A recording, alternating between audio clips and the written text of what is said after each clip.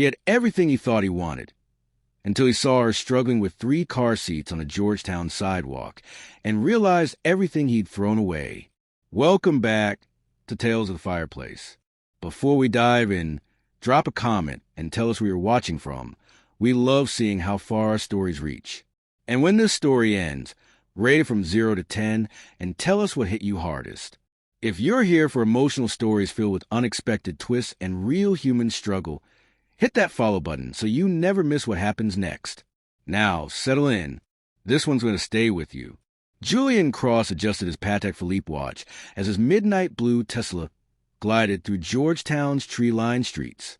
October's sunlight filtered through ancient oaks, casting golden patterns across the leather interior.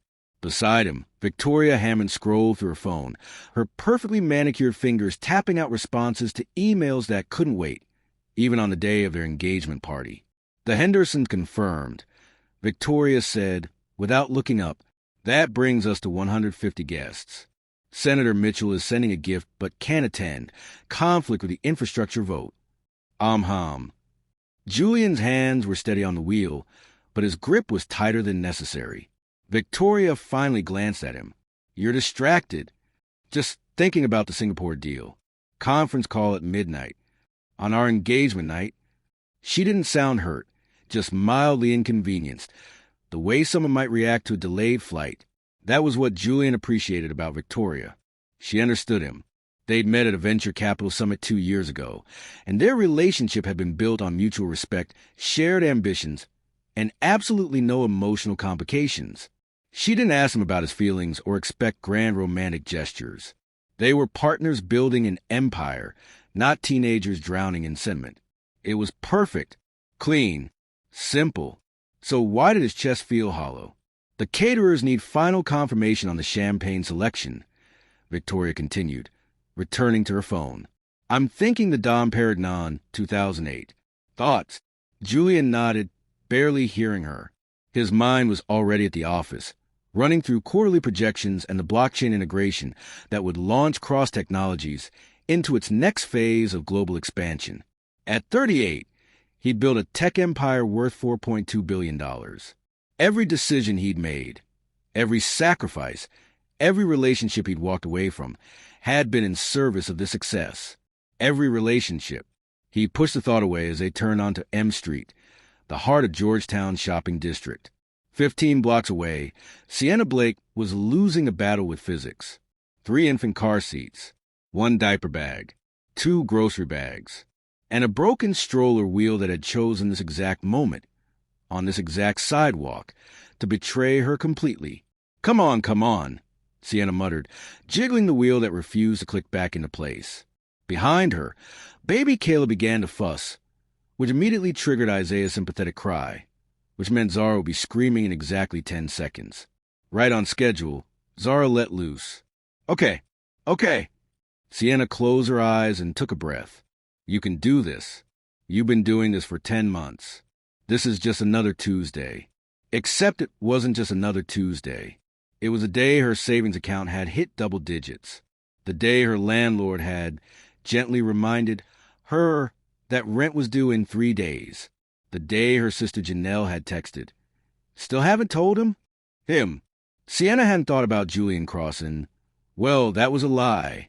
She thought about him every single day. Every time Caleb grabbed her finger with that determined grip. Every time Isaiah studied her face with those intelligent dark eyes. Every time Zara smiled that devastating smile that could light up a room.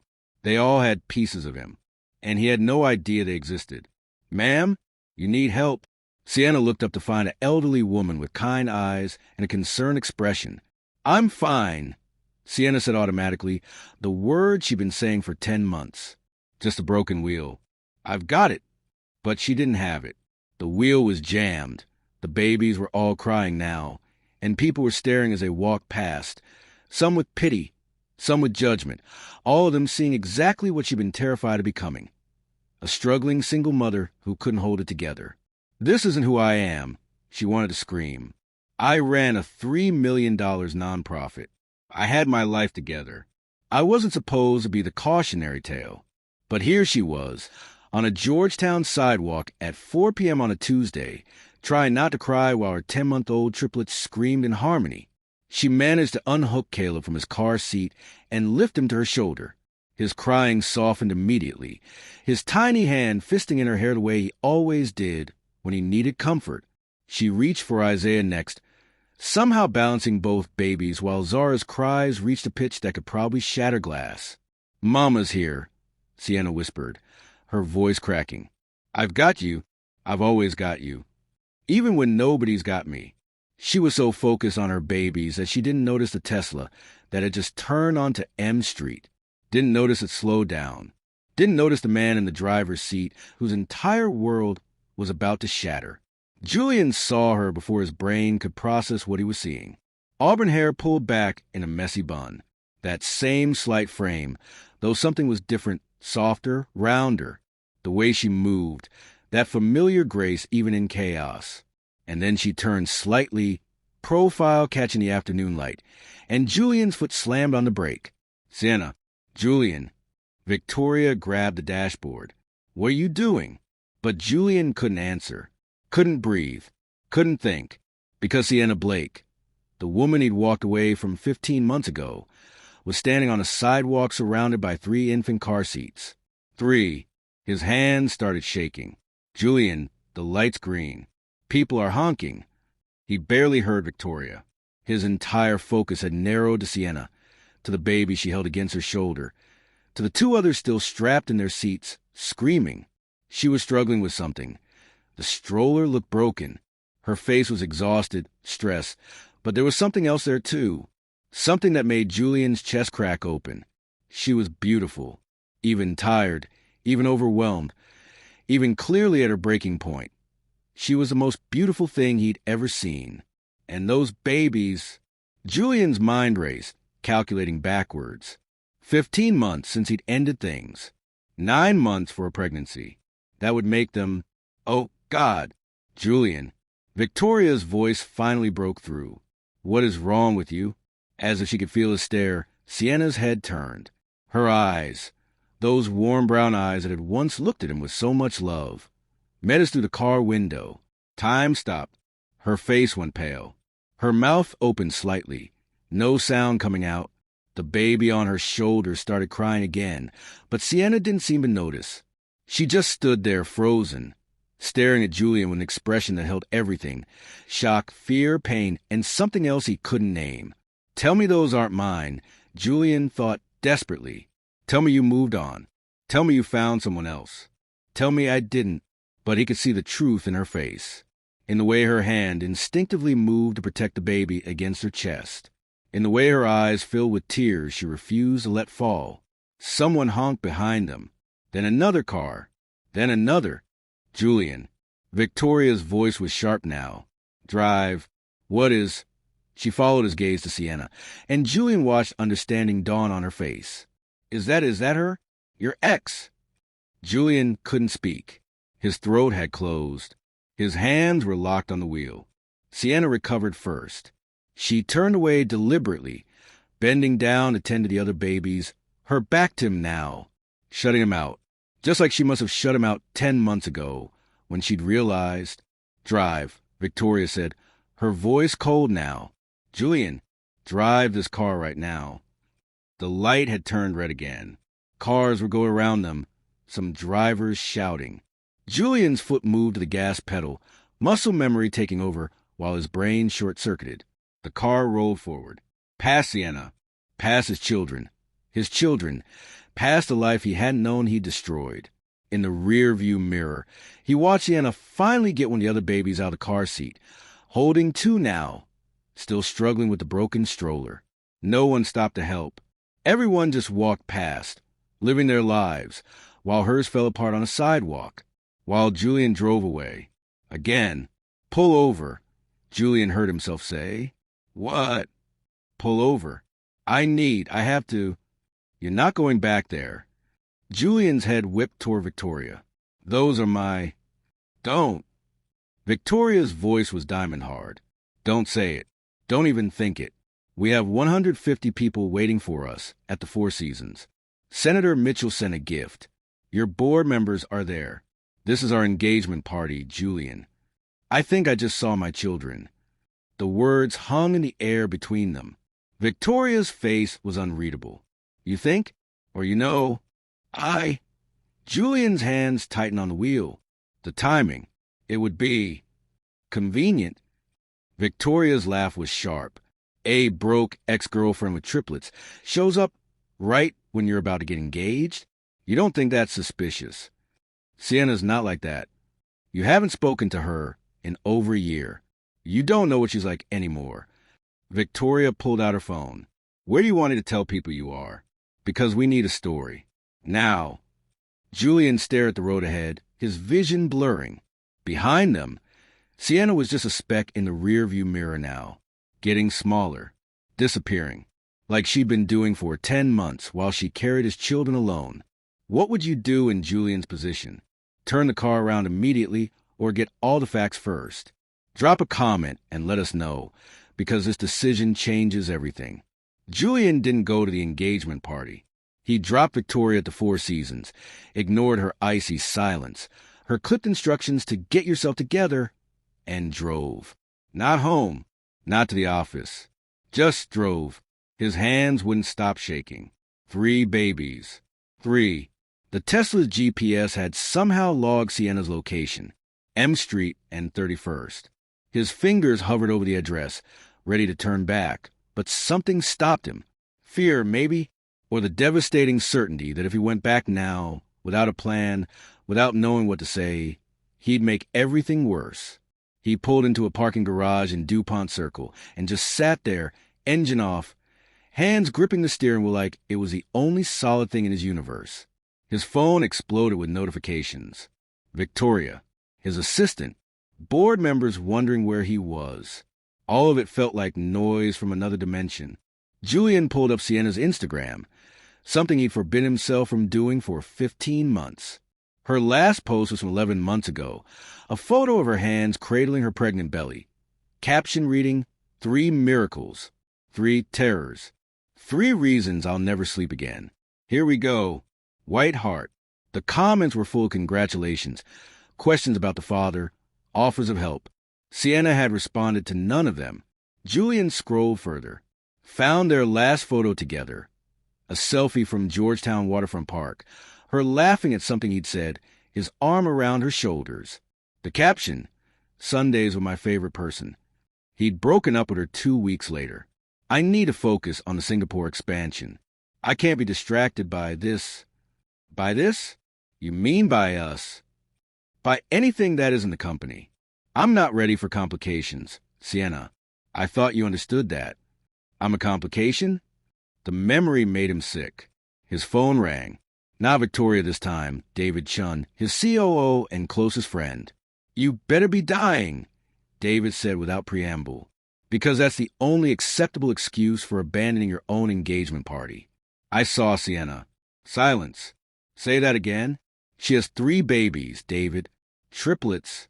The math. Julian's voice cracked. The timing works. They're mine. Jesus. David exhaled slowly. Does she know you saw her? We made eye contact. She looked terrified. Have you talked to her? No. Why the hell not? Because Julian's throat closed. Because what do I say? Sorry I abandoned you and our 3 children. Because I was too much of a coward to admit I wanted something other than money. That's a start. Julian let his head fall back against the headrest. Through the parking garage's concrete levels, he could see a slice of D.C. sky turning purple with dusk. Somewhere in the city, Sienna was probably feeding 3 babies, changing 3 diapers, singing 3 lullabies. Alone, because of him. I need her address, Julian said quietly. Julian, I need her address, David. Tonight. Sienna's hands were still trembling as she unlocked her apartment door, managing to balance Isaiah on one hip while Caleb and Zara screamed from their carriers. He saw you. He saw them. He knows. Okay, babies. We're home. We made it. Her voice was shaking too. Columbia Heights. A 4th-floor walk-up with peeling paint and neighbors who complained about the crying.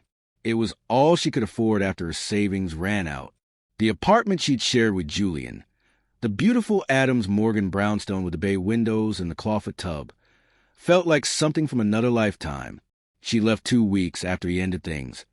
Couldn't bear to stay in a space that smelled like him, that echoed with his absence. Then she'd discovered she was pregnant, with triplets.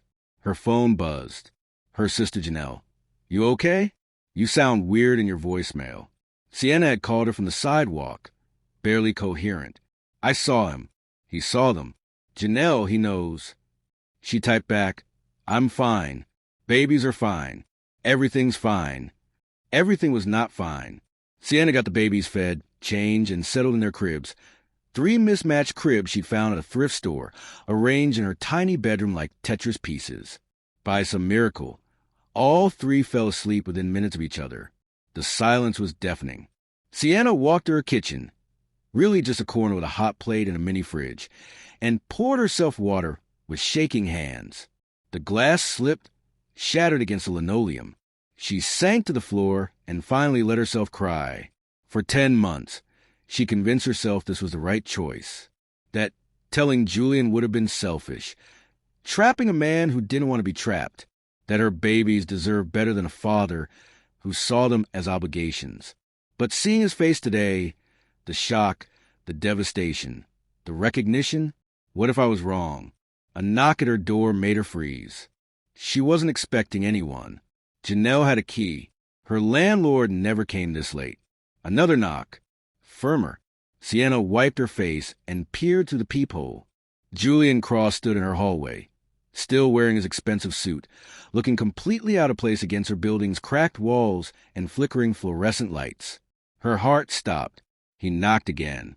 "Sienna, please. I know you're there." She pressed her forehead against the door, squeezing her eyes shut. "I'm not leaving," he said quietly. "I'll stand here all night if I have to. I just need—" His voice broke. "I need to know if they're mine." Sienna's hand moved to the deadbolt, then stopped. "What happens if I open this door? Would you let him in? Or make him prove he deserves answers first?" Comment below, because Sienna's next move changes 3 lives forever. Sienna didn't open the door, but she didn't tell him to leave either. "Sienna," Julian's voice was softer now, almost pleading. "I saw them. I saw you. 10 months. That's how old they are, isn't it?"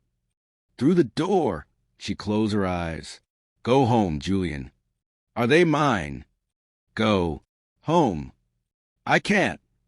She heard him slide down against the door, settling on the floor. "Not until you answer me. You don't get to show up and demand answers. You gave up that right when you call me complication." The silence that followed was so heavy she could feel it through the door. "You're right," Julian said finally. "I don't deserve answers.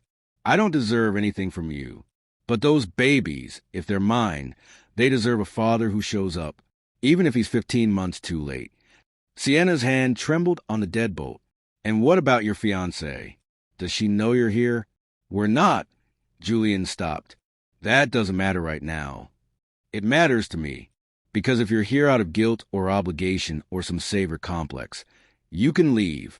My children don't need a part-time hero. Our children—" Sienna bit her lip, cursing herself for the slip. From the bedroom, Zara started crying. Then Isaiah. Within seconds, all 3 were screaming. Their synchronized 2 a.m. symphony that Sienna had learned meant hungry, tired, or just done with the world. She heard Julian stand up. "Sienna, please, let me help." "I don't need. You're one person with 3 babies. You need help. Let me give you at least that." Caleb's cries shifted to that gasping, choking sound that meant he was working himself into a full meltdown. Sienna's exhaustion won over her pride. She opened the door. Julian looked worse than she'd ever seen him. Tie loosened, hair disheveled, eyes red-rimmed. He stared at her like she was the only thing keeping him tethered to earth. 5 minutes, Sienna said. "You can help me get them settled. Then you leave." Julian nodded and followed her inside. The apartment was tiny, cramped, nothing like the spacious places he was used to. Baby supplies covered every surface. The air smelled like formula and diaper cream and exhaustion. Caleb's the one with the birthmark on his left shoulder, Sienna said, already lifting Isaiah. He likes to be bounced. Firm but gentle. Support his head. Julian approached Caleb's crib like it was made of glass. When he lifted the baby, his son, his hands were shaking so badly Sienna almost took over. But then something shifted. Caleb quieted, studying Julian's face with dark, intelligent eyes. Julian stared back, and Sienna watched a man who built empires crumble completely. "Hi," Julian whispered, tears streaming down his face. "Hi, buddy. I'm your—" His voice broke.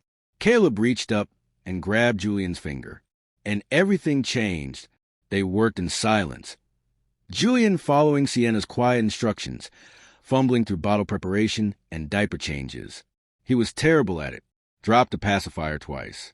Put Zara's onesie on backwards. Mixed up which baby got which bottle.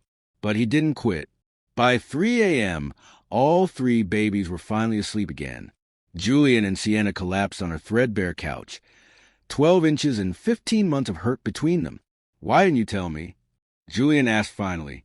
Sienna laughed bitterly. "You mean after you told me you weren't ready for complications? After you looked me in the eye and said your company was the only thing that mattered? I would've—" "What?" "Married me out of obligation? Resented me and these babies for derailing your perfect life?" She shook her head. "I found out I was pregnant 2 weeks after you left. I was terrified, Julian. Triplets. The doctor said it was a 1 in 8,000 chance. I sat in that clinic for 2 hours, tried to decide if I should call you. But you didn't. I tried once." Sienna's voice dropped. "Your new girlfriend answered your phone. Very polite. Said you were in a meeting, but she'd give you a message. What was I supposed to say? Hi, I'm the complication he dumped. Tell him I'm pregnant with 3 of his children?" Julian's face went white. "Victoria answered my phone. November 14th, 2:47 p.m. I remember because I sat in my car for an hour afterward trying to breathe." Sienna wiped her eyes. "You moved on fast." "I didn't move on. I ran away. From you, from feelings, from anything that made me vulnerable." He turned to face her. Victoria was safe. She didn't make me feel anything real. She was just another business partnership. How romantic. Sienna. "Their names are Caleb Isaiah Blake, Isaiah Emmanuel Blake, and Zara Simone Blake." Sienna interrupted. "They were born at Georgetown University Hospital on January 3rd. I was in labor for 19 hours.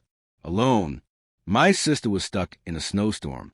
So I held my own hand and pushed 3 babies into this world by myself." Julian made a sound like he'd been punched. "They smiled at 2 months. Started sleeping through the night at 4 months. Well, sometimes." Caleb rolled over first. "Isaiah is the quiet observer. Zara is pure joy." Sienna's voice cracked. "And every single day, they look at me with your eyes, and I have to pretend it doesn't break my heart that you don't know them. I'm here now. For how long? Until the novelty wears off? Until they interfere with your next business deal?" "Forever," Julian said. "However long it takes to prove I'm not that man anymore." Sienna looked at him, really looked at him, and saw something she'd never seen before. Julian Cross was terrified, and maybe, just maybe, that meant he was finally ready to be real. Is Julian really changed?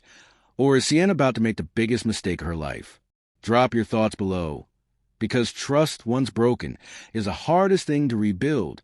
3 weeks changed everything. Julian showed up every evening at 6 p.m. sharp, not with grand gestures or expensive gifts, just him, sleeves rolled up, ready to learn. He was spectacularly bad at fatherhood. He confused which baby needed which medication. He panicked when Caleb spit up on his $3,000 suit. He sang lullabies so off-key that even the babies looked concerned. But he kept showing up. "You're supposed to burp her during the feeding," Sienna said one evening, watching Julian struggle with Zara. "Not after she's already screaming." "Right, during. I knew that." He clearly didn't. Sienna bit back a smile. "Here." She moved closer, guiding his hand to Zara's back. Gentle circles. "She likes pressure right there." Their fingers touched. Both froze. Zara burped magnificently, breaking the tension. They laughed. Real laughter, the kind they used to share before everything fell apart. She has your smile, Julian said softly, watching Zara's face light up. She has your stubbornness.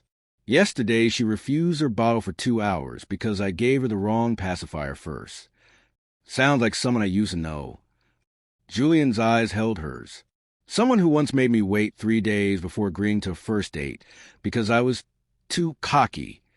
You were too cocky. I was terrified. You were the first woman who saw through all my bullshit. The moment stretched between them, loaded with everything unsaid. Isaiah started fussing. Julian moved instinctively, scooping him up with a confidence that hadn't been there 3 weeks ago. Hey, little man, what's wrong? Isaiah grabbed Julian's finger and held on, those dark eyes studying his father's face with serious intensity. He does that when he's memorizing you, Sienna whispered. He wants to know you're real. I am, Julian said to Isaiah, his voice thick. I'm real, and I'm not going anywhere. Sienna felt something crack open in her chest. Something dangerous that felt like hope. The knock came during bath time. Sienna was elbow deep in baby shampoo. Caleb giggling in the sink, while Julian attempted to wrangle a naked, slippery Zara. It was chaos and joy and everything Sienna had stopped letting herself dream about. Then Victoria Hammond walked into her apartment. Door was unlocked, she said, surveying the scene with cold eyes. How domestic. Julian went rigid.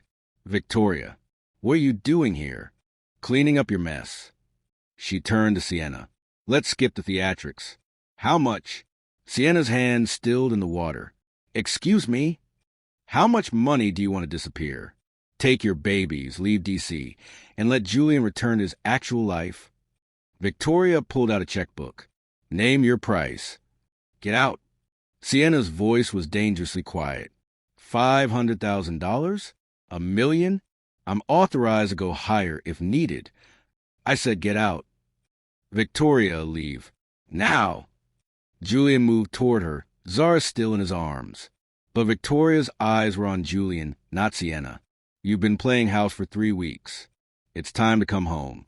Our investors are asking questions. Your board wants answers. This, she gestured around the cramped apartment, isn't who you are. Julian hesitated, just for a second, just a flicker of uncertainty crossing his face. But Sienna saw it. Give me Zara, Sienna said flatly. Sienna, give me my daughter. Julian handed over the baby, confusion and guilt warring on his face.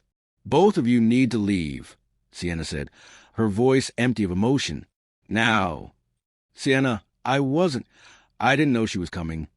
But you hesitated. Sienna's eyes were dry now, cold. When she reminded you of who you really are, you hesitated. That's all I needed to see. That's not fair. Fair. Sienna's laugh was sharp. You want to talk about fair? I was right about you, Julian. When it gets hard, when your two worlds collide, you'll always choose the one that's easier. The one that doesn't have 3 babies crying at 2 a.m. That's not true. Then why are you still standing there? Sienna's voice cracked. Why aren't you throwing her out? Why aren't you choosing us? Julian opened his mouth, closed it. The words wouldn't come. And in that silence, everything they'd built over 3 weeks shattered. Leave, Sienna whispered. Both of you. And don't come back. Julian stood in the hallway after Sienna's door slammed, Victoria beside him, and felt his entire life collapse into a single moment of clarity. Let's go, Victoria said. You tried. It didn't work out. Time to move on. Julian turned to her slowly. I need you to leave. Julian, I'm not asking. His voice was steady now, certain. We're done. The engagement, the partnership, all of it. You were right. This isn't who I am anymore. And I'm grateful for that. Victoria's mask slipped. You're choosing her? Some broke single mother with 3. Get out of this building. Now. For the first time since he'd met her, Victoria looked uncertain.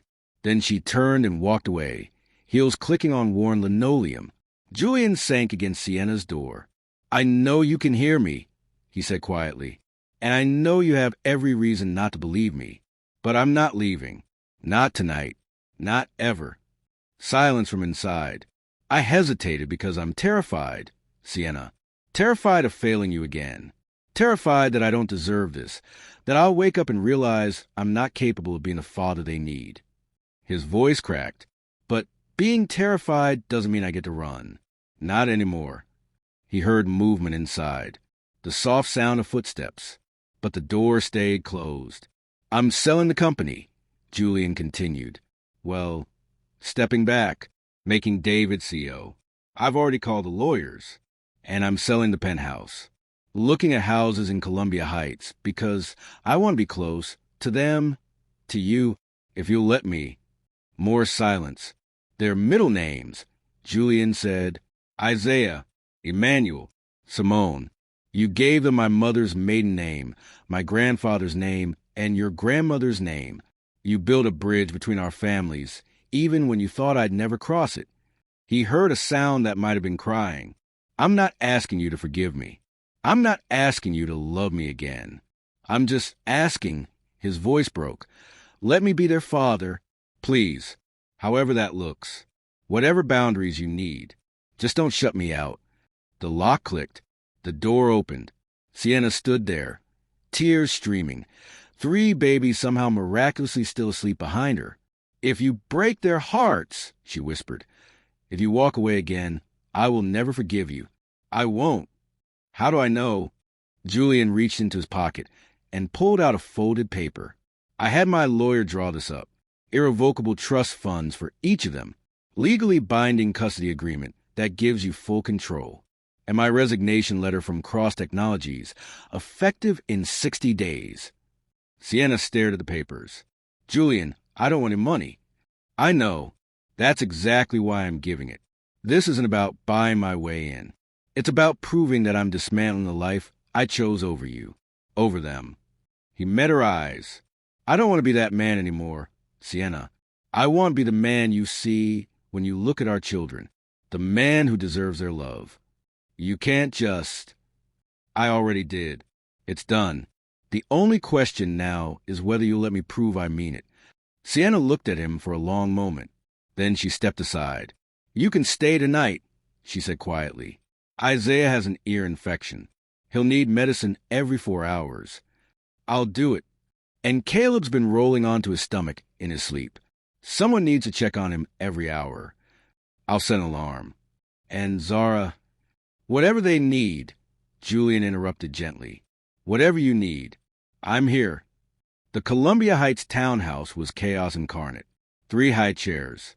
3 sets of plastic bowls flying through the air, because Caleb had discovered gravity and was testing it enthusiastically. 3 voices babbling da-da-da in overlapping symphony. Julian Cross, former tech billionaire, current full-time father, was covered in mashed sweet potato and had never been happier. Caleb Isaiah Blake Cross, we discussed the aerodynamics of food, he said seriously, wiping orange goop from his son's hair. It doesn't fly as well as you think. Caleb giggled maniacally.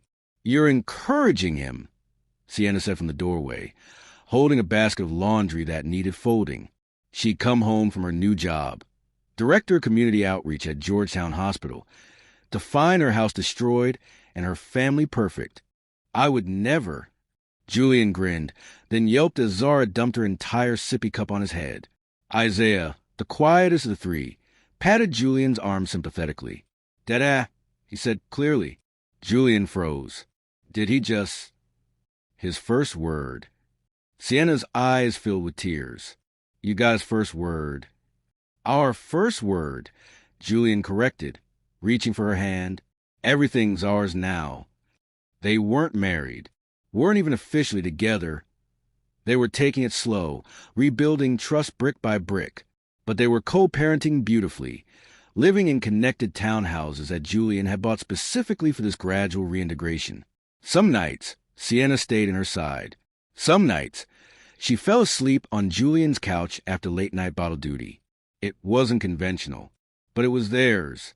There's something I need to tell you, Julian said as they cleaned up together later, babies finally napping. David called. The Singapore deal went through. Cross Technologies just became the fifth largest renewable energy company in the world. Sienna looked up, concerned. Do you regret stepping back? Not for a second. Julian pulled her close. I used to measure success in billions. Now I measure it in first words and the way Zara laughs when I make funny faces.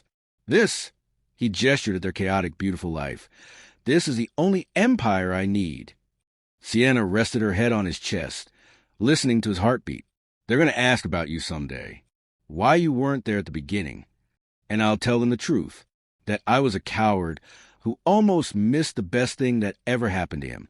But their mother, he tilted her face up, she was brave enough to give me a second chance. I didn't do it for you, Sienna whispered. I did it for them. I know. That's why I'll spend every day proving I deserve it. From the nursery, 3 voices started up in harmony. The dreaded symphony of Naps Over. Sienna groaned. Your turn. Our turn, Julian corrected, pulling her toward the chaos. As they walked together into a room full of flying toys, spilled milk, and 3 perfect babies who had somehow saved them both, Julian realized something profound.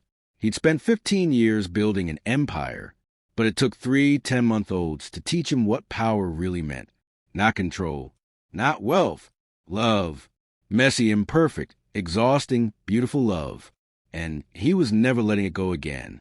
So tell us, did Julian earn his redemption? Would you have given him a second chance? Rate this story 0 to 10 and drop a comment about what hit you hardest. And if you believe in second chances in love that refuses to quit, hit that follow button. Because everyone deserves a story where broken things are put back together. And sometimes they're even stronger for having been shattered first. Thanks for riding with us. Until the next story.